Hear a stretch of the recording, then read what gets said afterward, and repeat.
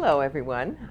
Thanks for coming. I know it's a great day out there, and you'd probably rather be in the park or something, but so it's nice of you to be here in this enclosed space with us.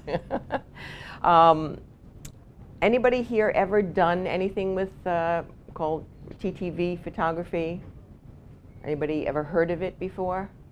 Okay, online. If you go to Flickr, they've got a whole or several groups set up that use Through the Viewfinder or TtV Photography, and this is actually TtV stands for Through the Viewfinder, and it all starts with those old cameras that you or your parents had hanging around.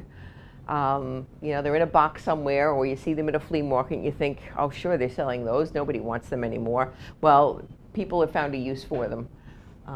It's a twin lens reflex camera with the waist level viewfinder, the kind that you flip up and look down through, and I'm sure a lot of you here may have had one when you were younger, or seen one, your grandparents had one or your parents had one, and you played with it, and it was just a fun thing to play with. Well, now we're playing again, which is a lot of fun, and for me that's the reason for doing TtV. It's something, it's different, it's fun, and you get to recycle these old cameras and give them a new life.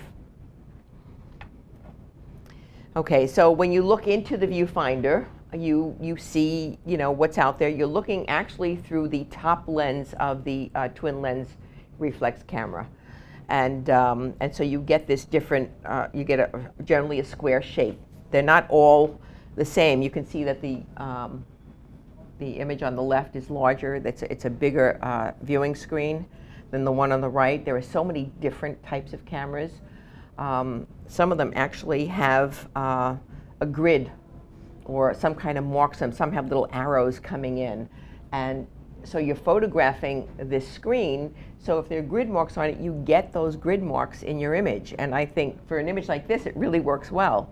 It makes it a little different, kind of interesting. Okay, the crux of this whole project is to build something called a contraption. And that's what everybody online calls it. It's a contraption. On Flickr site, they've got a little sidebar that says, show us your contraption. And people send in pictures and designs. And this particular one was designed by a guy named Russ Morris, and he's really prominent on TtV. He was one of the first people on Flickr to do this, and he loves to design and build things. And so he came up with this model. He had an earlier model that looked similar to what we have here, just a box, and it was static, and he was carrying it around. And then his wife said, we'll figure out how to make it easier to carry around. I guess he was complaining or something. But so he came up with this, again, this very elegant design, but he made it so that you can fold it. So he's got all these seams in it, and it's foldable now. He can stick it in his camera bag and take it wherever he goes. And he just has to stick the camera in separately. So you're not carrying this huge contraption around wherever you go, because people tend to look at you kind of strangely when you do that. But you get used to it. If you want instructions, this website here, it's russmorris.com/TtV. I will probably have this presentation on the Image Factory Workshop website very soon after this, so that you can go and take a look at it. Okay, so as elegant as his design was, you've got people who will just go for it. Whatever's handy. Look through the kitchen cabinets. Well, I'm almost done with that cereal. Let's eat it up and make a contraption out of it. So here's, I don't know, Froot Loops, whatever they are. It's unique, and but it's fun. It kind of, to me, this kind of embodies the whole spirit of TtV. It's just like build something and let's take pictures with it. And of course, Russ Morris also did cereal boxes, but his again are just beautiful. And I love the all the characters, the kind, you know, the ones you grew up with. And I wanted to say, you know, they're great, but oh, somebody got that. Okay, my husband didn't get it at all. So okay, so a lot of the older cameras, as you can see here, they have the two lenses, but a lot of them also have knobs or buttons or something along the side, strap holders. So when you're building your contraption, you have to somehow adjust your contraption for those. I have students who not so great with adjusting things, and they just make a box and shove the camera in.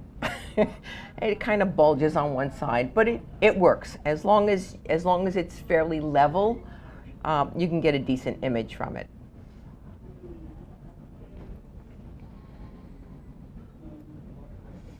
Okay, and again, there are so many different designs. Lots of people don't fill a box with the camera and cover the whole thing. They just cover the part of the camera that needs to be enclosed so that light doesn't get in. And you can see here the one on your left. They're using a small point and shoot camera that and they've just made a box.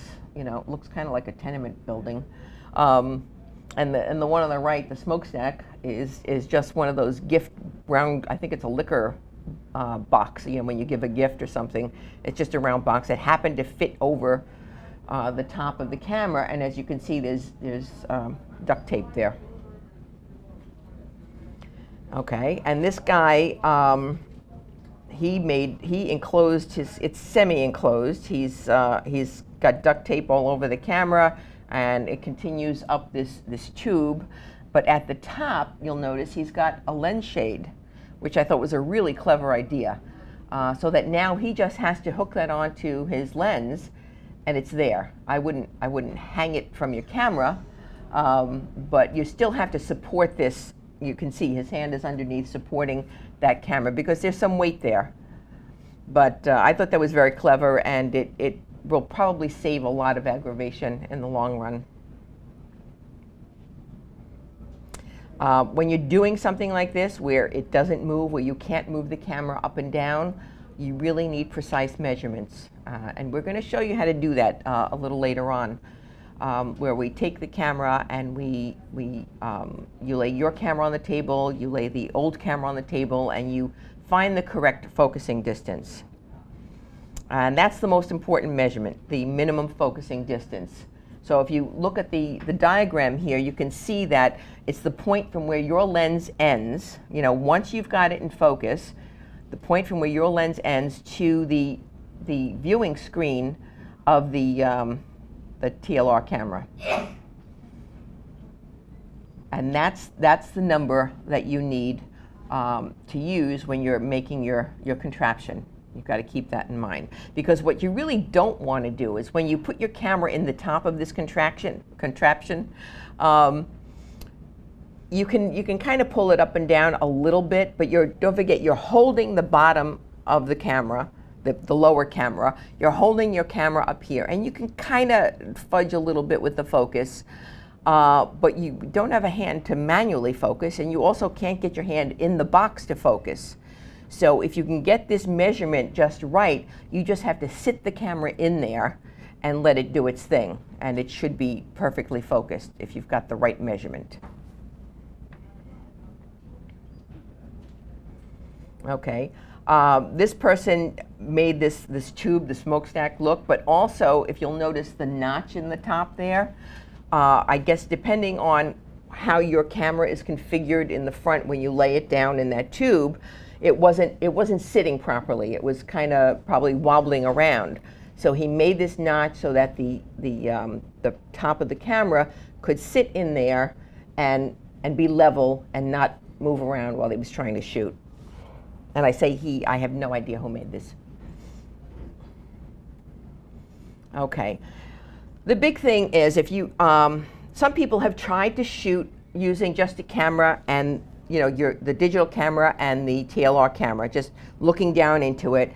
And I guess if you're in a room where there isn't too much light, you could probably get something.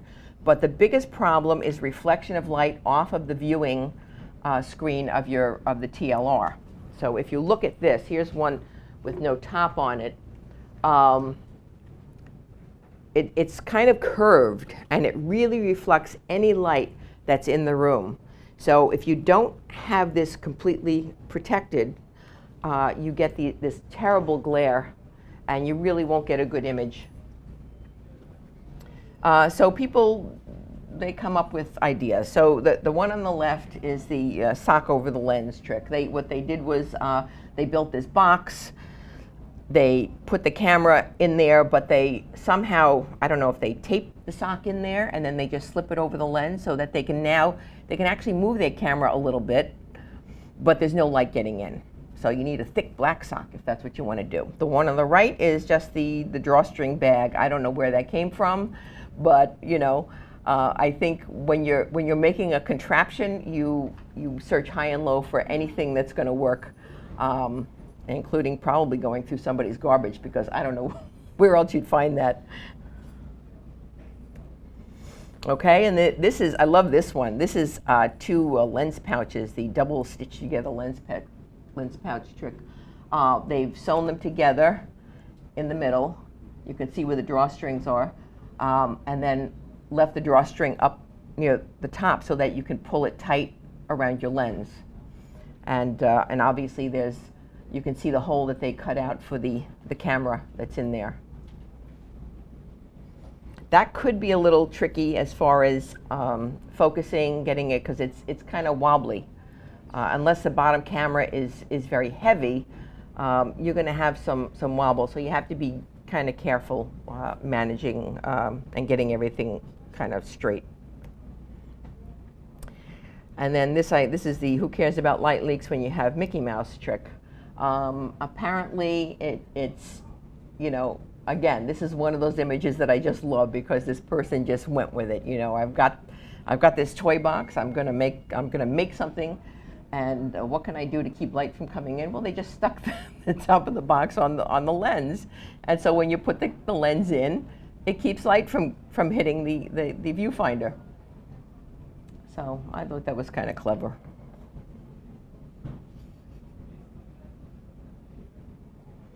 Okay, and finally, this guy, I think he raided the plumbing store, and this, you know, don't even think about light leaks with this one. He's got, and if you'll notice I don't know, it's some kind of a flange. It takes water from a square thing to a round thing. I don't know what it's for. I think I've seen it in Home Depot, but you notice that little accordion piece in the middle will kind of let him move the camera up and down, so he doesn't have to worry too much about a perfect focusing distance. It looks like a plunger. Yeah, it does. Yeah, this took a lot of thought. I mean, this guy, it had to be a guy. I don't know. I hate to be sexist, but I really don't know a woman who would look for plumbing supplies when you're talking about creative photography. You never know. I do like the plumbing section. They have some interesting stuff. Yeah.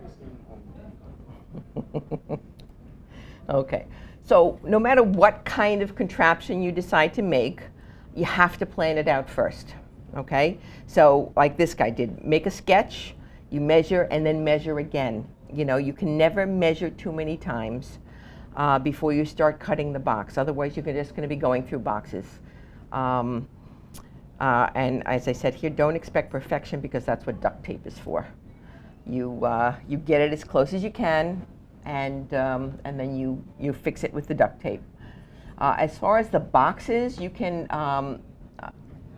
I use the from school. They have the drops, the paper background that come in. It's a roll, and it comes in the box. So I collect. When they throw out the box, I take them. And you can cut them, and they fit most of the cameras.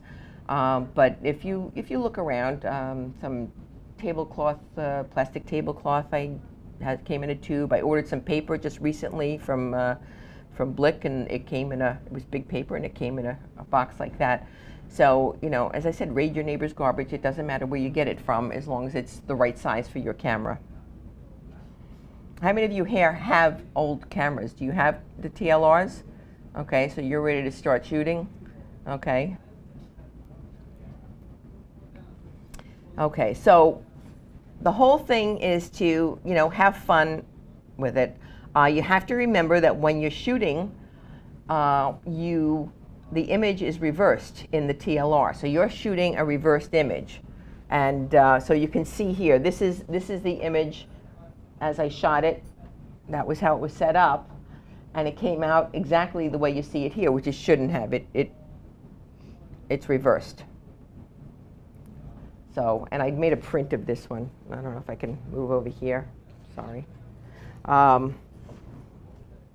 So I took the image, put it into Photoshop. I didn't do much to it, but I then made a transfer onto a printmaking paper. So and you could do this, you can take this image and in about 5 minutes, if you have a printer handy, come out with a print that looks kind of old, antique-y.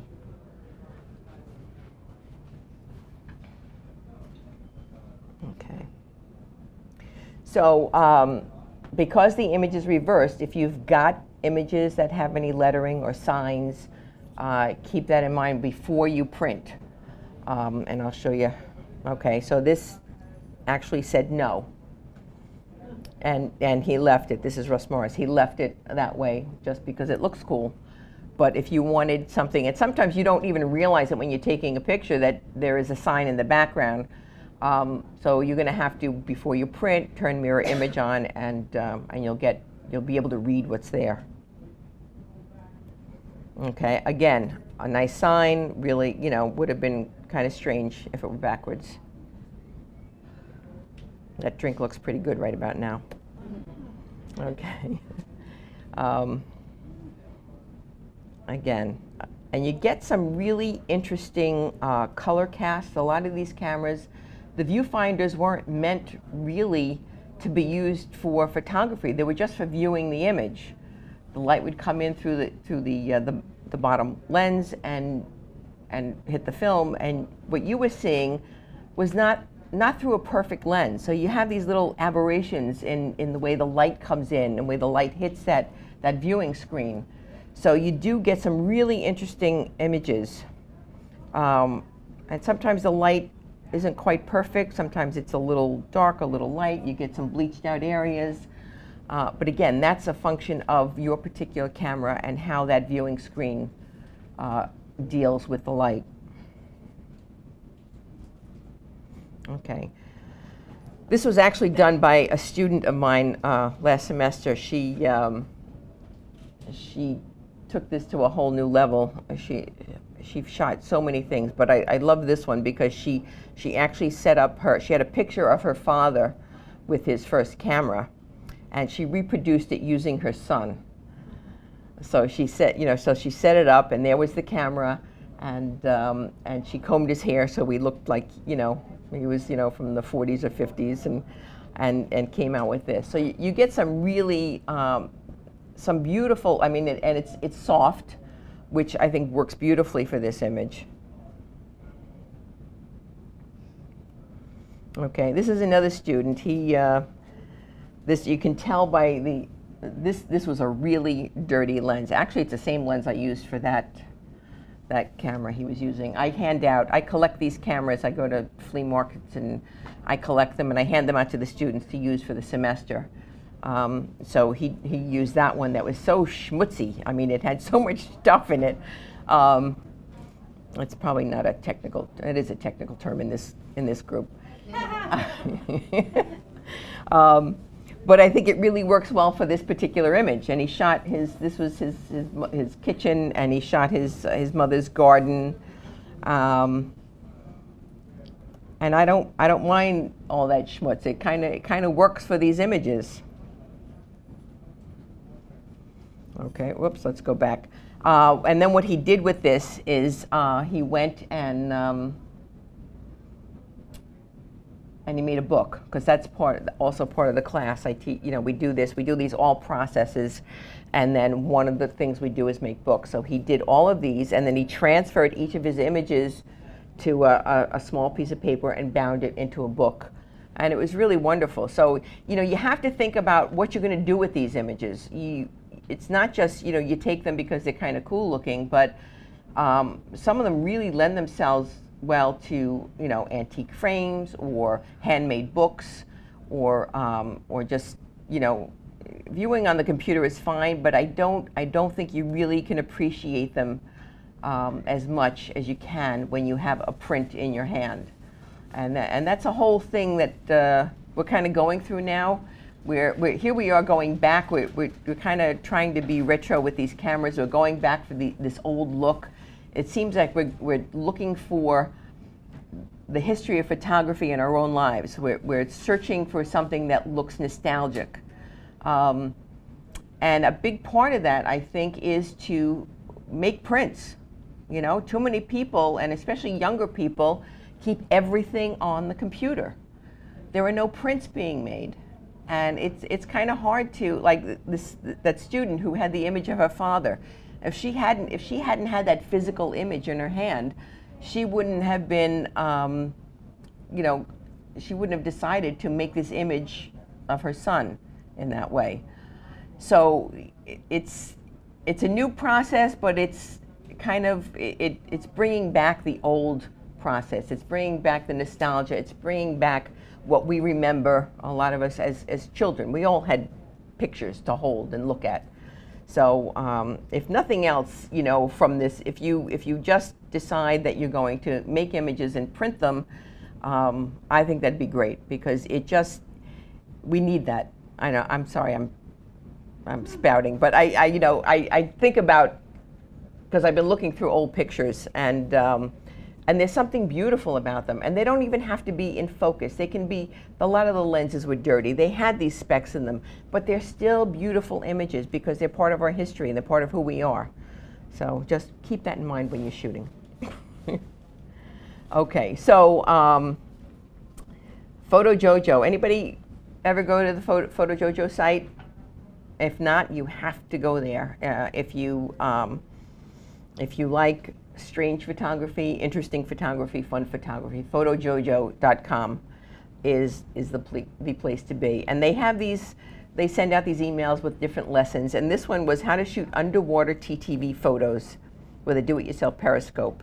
And you can see what they did. They took the old camera. You have to be willing to take that old camera and submerge it in water. But you can take it, if you somehow hook it up, you can submerge it into a pond or your own fish tank. You can sit at the bottom of a fish tank and get underwater photos without getting your own camera wet, which I thought was kind of fun. All right, so the question was, what kind of a lens do you use for this, and do you need to pre-focus? The answer for the first one is yes, you need a macro lens. I shoot Canon, so I've got the 100mm 2.8 lens, fully extended. And then you lay it on the table. You take your TLR camera and lay it down so that the lens is looking at the viewfinder. And then you find the correct distance by looking, in your camera. What you want is some people, there's a little disagreement about what to focus on. Some people focus strictly on the glass, and others, if they've got an image with depth to it, they focus on something that's in the image itself, so that the glass becomes kind of blurry. Different strokes. Whatever makes you happy, whatever image you like, is right for you. There's really, that's the other thing about this process. It's a very personal process. Everything you do with this, how you make it, even as to how you decorate the box, it's personal, and you make it the way so that you can make images that you like. And there is no right or wrong way. It's just fun. Just do it and have fun and see what you get. But this is really the only technical part here. So once you've got the proper viewing distance, you take your ruler and you measure from the end of your first you measure from the end of your lens. Okay, now it depends on what kind of box you're going to make. If you're going to put this in a box, like this, let's say it's about, okay, let's make it 7 inches. I'm just guessing here, okay. So say that's in focus. Depending on the box you're going to make. Now, if this camera is sitting in the bottom of the box, okay, what we need to do to measure this is to measure not this distance so much. You want to know that minimum focusing distance, just so that you can then measure from the bottom of the camera to the part of your camera that's going to sit in the box. And this is a problem depending on the camera. This rest may not fit if the box is too wide, so you have to accommodate, maybe cut out a piece of the box. And we're going to actually build one a little later so that you can see what it looks like. And then you measure from here to here, and I've got 16.5 inches. So I would then cut my box, oh, look at that, 16.5 inches. So that when the camera goes in the bottom and your camera goes in the top, you've got that correct focusing distance set. It may take a couple of tries. You might have to, in some cases, if you're just off a little bit, you can actually take the top of this and build it up with tape or add another piece of cardboard to it. You know, it doesn't have to look pretty. It just has to work. Okay. All right, so that was one question. Anybody else have a question? Any ideas? Sure. What aperture do I use? I try to stick it around f8. Again, it depends. I'd rather change aperture than change my ISO setting, but generally it's a combination of both. Also, are you using a lens cover to further reduce the distortion? What do you mean? Oh, I'm sorry. Do I use a lens cover? What do you mean? Lens filter. Do you shoot? Oh no, I don't use a filter at all when I shoot. You're shooting through glass that's 50 years old, and through another lens that's all distorted and dirty. So, the filtration doesn't do much for you except protect your lens. In which case, in a box, it's not much is going to happen to it. Okay, another question. All right, I think you were next. Autofocus or manual focus? Actually, if you've correctly measured, autofocus works fine. Manual focus is a little difficult because you'd have to get your hand in the box. Some people actually would prefer to manual focus, so what they'll do is they'll cut a little hole here so that they can stick their finger in, or cut down the side a bit so they can get in there and move the focusing ring. Okay? Yes? Your favorite twin lens reflex? Okay. Actually, this camera, most people love the Kodak, the Duoflex. Okay, the Duoflex 1, I think, does not have this big knob on the side. This is the Duoflex 3, but you can accommodate for the knob. You can actually measure, like the camera's going in here. What you do is you'll measure. You put the camera up to it, and you kind of make a little mark where the lens is, and then you know that this is going to be here, so you'll make a little mark here, and you can cut a little hole to accommodate that. And then you just kind of squeeze it in there until it pops out of the hole and you're good. Not high tech at all. What about the, Rolleiflex or something? A Rolleiflex is good. I know I've seen people use Hasselblads, which kind of blows my mind, but kind of defeats the purpose for me. But anything that you can find at a flea market that has, a lot of it has to do with the viewing screen. The bigger the viewing screen, the easier it will be to focus, because what's going to happen when you shoot down into this box, very often you get most of the camera, on your viewfinder. And so when you bring it, you'll have to bring it into Photoshop and crop that out. But if you can get, the bigger the view screen is here, the less camera, it depends on what you have, what you find, the size of this, if it's got any distortions in it. I go to a flea market. I go to a local flea market on Long Island, and I have a standing order with several of the vendors. Bless you. And I tell them, because I'm buying them for my class and for my students, I said I can't spend any more than $7. That's my limit. Because you'll see these online for, you know, $50 for people who are into TtV. And that's great. If you want to do that, that's fine. But I don't need a lot of them. I probably have about 12 now. Agfa is another brand. Let's see. Okay, this is the Duoflex 4, which looks kind of like that one. This is a Sunbeam 620, which is kind of nice. But I think the viewing screen on this is a little bit bigger than the viewing screen on the Duoflex. But the viewing screens that are kind of curved, that are more curved, are really the most sought after. More curved. Yes, because you get a little more distortion, you know, and who doesn't love distortion? Yes, another question? Do you always take off the hood?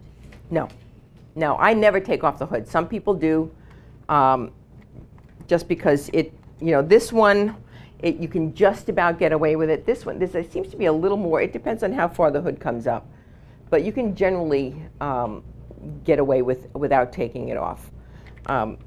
But again, this one doesn't have it. It does make life a little easier. I just hate taking these cameras apart because I like them. Okay, everybody ready to see a box being made? Yeah. Okay. Okay, so who wants to come up here and help me measure? Sure. Okay, now, let's see. Let's see this. Go around the other side of the table so you're not blocking the chart on that thing. Oh, her. Okay, Sorry. good. Oh, good. Oh, I see it. Oh, and she's cute. It's better. She's there. Okay. Okay. So first, what we're going to do is see if this camera fits in this box. Okay. So let's just kind of shove it in there and see how close we can get. I think that's going to work. You'll see that, obviously this doesn't go in there. Let's try it this way. But we're going to have to measure for that and cut a slit for that. Okay. And honestly, this one, if you've got a camera that you don't care about, you can just kind of shove it in there. But we'll do it right this time. Okay, so we've got this camera set up. All right, now let's see. All right. Okay, so from there, that looks pretty good. Right. Okay, so now we leave it. Don't touch anything. If anything moves, then all our measurements will be off. Okay, so why don't we're going to put this box in the bottom. So we have to measure from the bottom of the box So over here? to, yes, to here. Okay. Okay.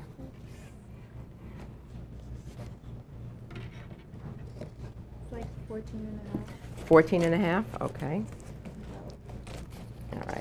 All right, so now let's measure the box. What does the camera have? Okay, so what would we say, 14 and a half? Yeah. That's good.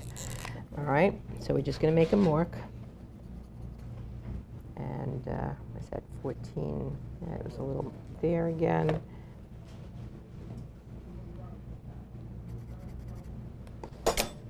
Okay. I'm going to now measure. I need a piece of tape here. Oh, thank you. My lovely assistant. Tape girl, Vanna.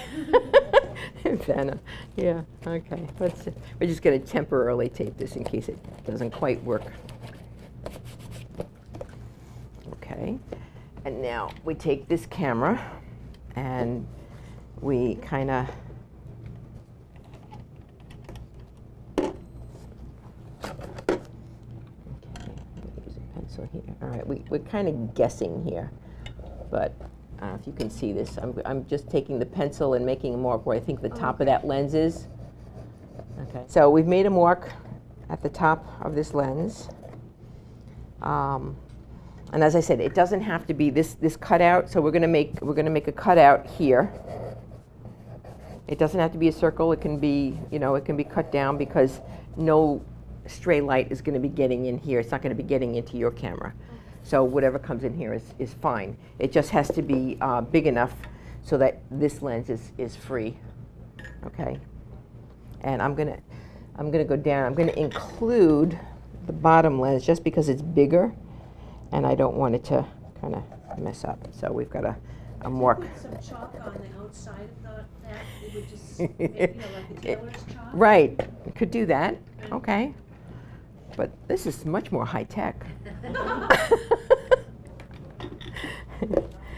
Okay. So now, before we even do that, I'm going to see. Let me just see how this sits in here. Okay. Now you can see we measured. We measured to here, right? But I've got a little. It's kind of angled. Oh, okay. There's a little bump here. So we've got like a little square around? Yes. So let's find our. Where do we make our marks? Oh, on this side. Okay. So we're going to be looking. This is going to be pointing down, looking at the camera that's in here, and this bump is kind of in the way. So we're going to. I know I'm going to cut this, but I'm going to. This is where I have to make a little bit of a bump here. Okay.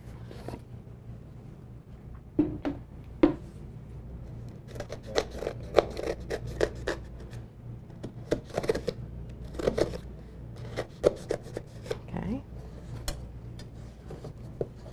Okay, so now let's see how this fits in here.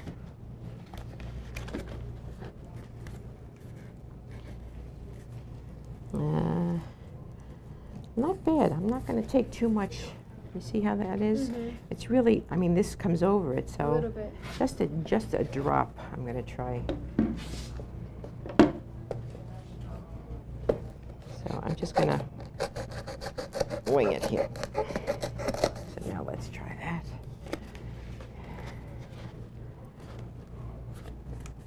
Okay, that looks pretty good, right? Okay, And can it everybody fits see well that? there, too. Hmm? It fits well there. Yeah, it does. Okay, good. Fantastic. Okay. All right, now this part you have to be a little, but I'm just going to start with a slit and a couple of cross slits so that I've got.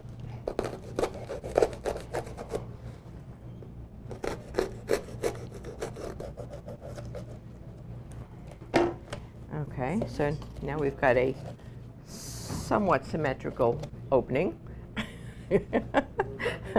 Okay, I'm going to cut out just a little hole for this guy. I need this.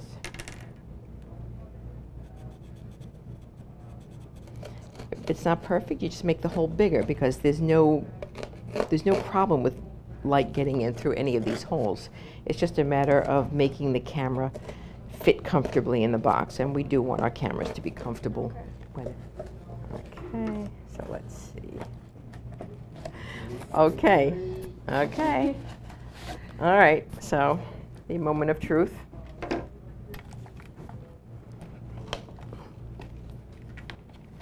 Okay.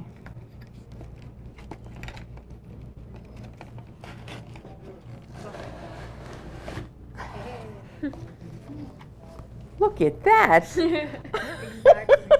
Wow. Wow. Now we're going to test it.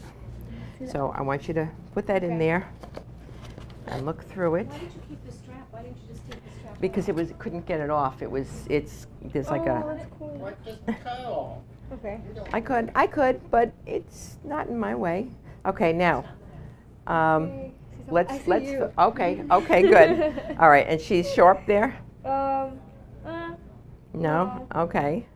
You probably have to get a little closer. Oops. Oh, that's the other thing. I want you to do, this will drive you crazy. Look through here and Okay. try to focus on something. You can pick it up, carry it around. Oh. Oh, okay. you see that? Yeah. So when something you want to move to the left, You gotta go to the right. you have to go to the right because everything is flipped. All right, but now let's see how close you have to get to something. Like walk around and see, and let's see how close when something is in focus. Because No, it don't just forget. went off. Oh. Oh, Oh, I see. Coming to take you away, ha ha, hee hee, ho ho. Whether you're a hobbyist or a professional, B&H has the answers to your questions. Experience a world of technology at our New York City Superstore. Connect with us online or give us a call. Our staff of experts is happy to help.